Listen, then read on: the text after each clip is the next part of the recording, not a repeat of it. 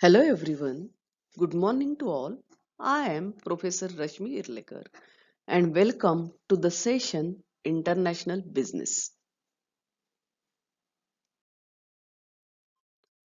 Outcome of this lecture. In this lecture, we will discuss about foreign trade. Foreign trade म्हणजे काय हे आपण इथे बघणार आहोत. त्याचबरोबर फॉरेन ट्रेड अस्तित्वात कशा प्रकारे आला किंवा त्याची सुरुवात कशी झाली, त्याचं मूळ काय होतं, याविषयी इथे आपण चर्चा करणार आहोत.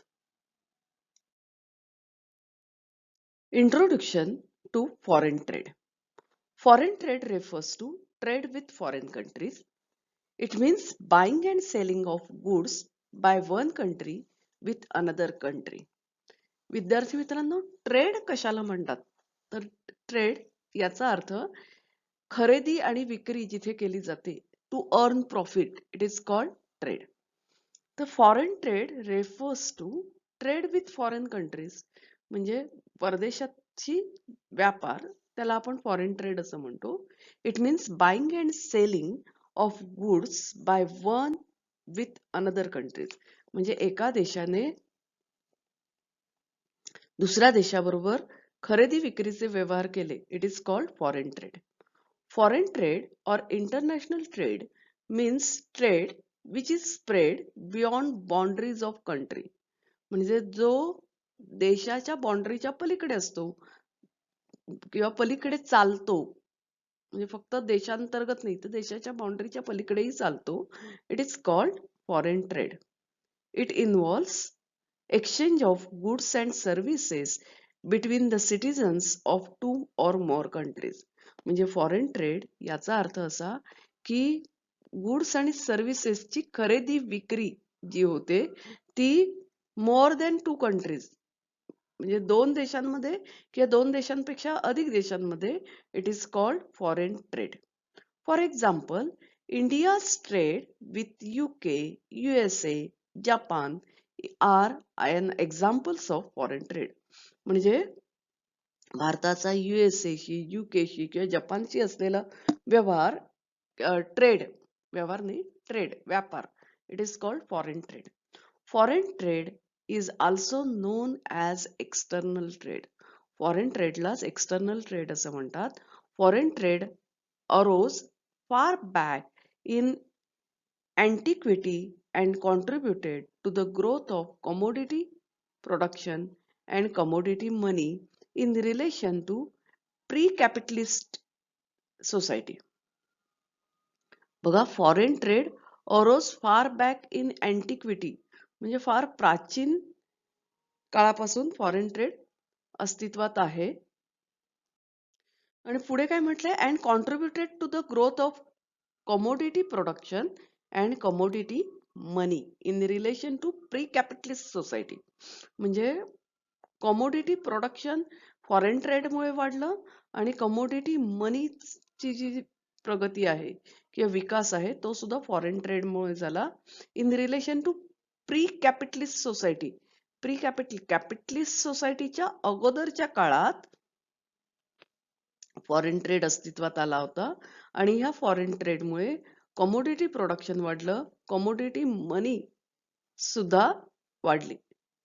Growth of commodity production and commodity money in relation to pre capitalist society. In the age of slaves owning and feudalism, when production was basically non-monetary in nature, foreign trade embarks an insignificant portion of commodities of production and serve primarily to fulfill personal consumption needs of ruling classes. काय म्हटलंय, in the age of slaves owning. Slaves म्हणजे गुलाम. ज्या वेळेला गुलाम मालकीचे असायचे, म्हणजे माणसांचा व्यापार चालायचा, मजूर म्हणून विकले जायचे, त्या काळामध्ये, आणि फेड्युलिझम, फ्युडलिझम म्हणजे काय तर सरंजामशाही, राजेशाही होती. त्या काळामध्ये लोकांचा व्यापार चालायचा, माणसं गुलाम म्हणून विकले जायचे. Wien production was basically non monetary, त्या काळामध्ये प्रोडक्शन जे होतं ते नॉन मॉनेटरी होतं. नॉन मॉनेटरी होतं याचा अर्थ काय? पैसे अस्तित्वात आले नव्हते. म्हणजे आता आपण एखादं प्रोडक्शन करतो, खरेदी विक्री करतो, त्यावेळेला त्याच्या बदल्यात पैसे देतो. तर पैशाची प्रगती म्हणजे करन्सी अस्तित्वात आली नव्हती. Foreign trade embraces an insignificant portion of commodity of production. आता त्या काळामध्ये insignificant portion of commodity of production म्हणजे प्रोडक्शन जे निर्माण व्हायचं त्या प्रोडक्शनचा अगदी क्षुल्लक भाग जो होता तो फॉरेन ट्रेडसाठी वापरला जायचा. म्हणजे थोडासा भाग, काही खूप महत्वाचा खूप मोठा भाग आंतर फॉरेन ट्रेडसाठी वापरला जात नव्हता. During the decades of feudalism, the consolidation of capitalist mode of production was further by development of foreign trade. म्हणजे फ्युडलिझमच्या दशकांमध्ये, फ्युडलिझम म्हणजे ज्या काळामध्ये सरंजामशाही वाढली त्या काळामध्ये the consolidation of capitalist mode of production. Capitalist म्हणजे भांडवलशाही, म्हणजे ज्या वेळेला सरंजामशाही होती त्यावेळेला आपल्या देशात खूप संपत्ती आली पाहिजे असा जो विचार त्या काळचे राजे करत होते. तर त्यावेळेला consolidation of capitalist mode of production म्हणजे कॅपिटलिस्ट मोड ऑफ प्रोडक्शन हे त्या काळात वाढलं and further bye development of foreign trade. आणि हे आपल्या देशामध्ये निर्माण केलेलं जे उत्पादन आहे ते विकण्यासाठी म्हणून दुसऱ्या देशांची फॉरेन ट्रेड म्हणजे मार्केट म्हणून बघितलं गेलं आणि अशा प्रकारे फॉरेन ट्रेडची डेव्हलपमेंट झाली and the formation of world market in century 16th 18th म्हणजे 16व्या आणि 18व्या शतकामध्ये सरंजामशाही होती. त्या ठिकाणी कॅपिटलिस्ट मोड ऑफ प्रोडक्शनची सुरुवात झाली आणि मग हे जे प्रोडक्शन आहे ते विकण्यासाठी बाजारपेठा शोधल्या गेल्या आणि मग अशा प्रकारे world market foreign trade development झाली आणि वर्ल्ड मार्केट अस्तित्वात आलं 16व्या शतकापासून 18व्या शतकापर्यंत. Foreign trade receives its great development in era of capitalism, particularly in phase of heavy machine industry.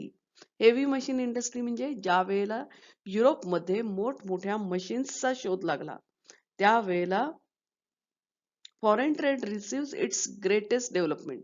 Foreign trade मध्ये डेव्हलपमेंट झाली कॅपिटलिझम एरियामध्ये म्हणजे भांडवलशाही युगामध्ये. Capitalist production, Marx wrote, generally cannot exist without foreign trade. मार्क्सने असं लिहून ठेवलं होतं की कॅपिटलिस्ट प्रोडक्शन हे शक्य नाहीये विदाउट फॉरेन ट्रेड. कारण का भांडवलशाही जे देश आहेत ते प्रोडक्शन करतात ते कशासाठी तर आपल्या देशामध्ये संपत्ती आपल्याकडे जास्तीत जास्त आणण्यासाठी आणि त्यामुळे it cannot exist without foreign trade. फक्त आपल्या देशातच व्यापार करून चालेल का? नाही, तर फॉरेन ट्रेड शिवाय कॅपिटलिस्ट प्रोडक्शन अस्तित्वात येऊ शकत नाही असं मार्क्सने लिहून ठेवलेलं आहे. Foreign market consist of inseparable part of capitalist market in general. म्हणजे फॉरेन मार्केटमध्ये कॅपिटलिस्ट मार्केट फॉरेन ट्रेडचा कॅपिटलिस्ट मार्केट हा अविभाज्य घटक आहे. Therefore it is impossible to imagine capitalist nation without foreign trade. म्हणजे कॅपिटलिस्ट नेशन आहे आणि फॉरेन ट्रेड नाही हे इमॅजिन करणं इम्पॉसिबल आहे, अशक्य आहे. Indeed there is no such nations. The relative narrowness of domestic market in capitalist countries strengthen the role of foreign market and leads to intensification of struggle for these market. बघा इथे काय म्हटलंय, relative narrowness of domestic market in capitalist countries strengthen the role of foreign market. म्हणजे फक्त आपल्या देशात व्यापार करायचा हा नॅरो माइंड झाला. तर narrowness of domestic market in capitalist countries म्हणजे फक्त आपल्या देशात व्यापार करणं म्हणजे काय, संपत्ती नाही वाढू शकणार. त्यामुळे कॅपिटलिस्ट कंट्रीमध्ये the role of foreign market वाढला का, बाहेरच्या देशातली संपत्ती आणण्यासाठी, and leads to intensification of struggle for these market. आणि याच्यात ना तीव्र अशी स्ट्रगल, म्हणजे आपण काय म्हणूया, मार्केट कॅप्चर करण्यासाठी स्पर्धा सुरू झाली. The struggle for foreign market is also exacerbated by efforts of capitalists to force the export of goods to economically backward countries at prices higher than those on the domestic market in order to extract highest possible profit. म्हणजे हे जी struggle सुरू झाली foreign market मिळवण्यासाठी, हे तीव्र struggle का सुरू झालं? एफर्ट्स बाय कॅपिटलिस्ट, म्हणजे भांडवलशाही देश यासाठी प्रयत्न करत होते to force the export of goods, म्हणजे स्वतःकडे निर्माण केलेला गुड्स एक्सपोर्ट करण्यासाठी कोणत्या देशांमध्ये, इकॉनॉमिकली बॅकवर्ड देशांमध्ये, ऍट हायर प्राइस, डोमेस्टिक पेक्षा, म्हणजे आपल्याला इथे जे काही खर्च आला किंवा इथे ज्या किमतीला विकतो त्याच्यापेक्षा जास्त किमतीने विकण्यासाठी, म्हणून तीव्र स्पर्धा निर्माण झाली या कॅपिटलिस्ट देशांमध्ये. कशासाठी? To extract the highest possible profit, जास्तीत जास्त प्रॉफिट मिळवण्यासाठी.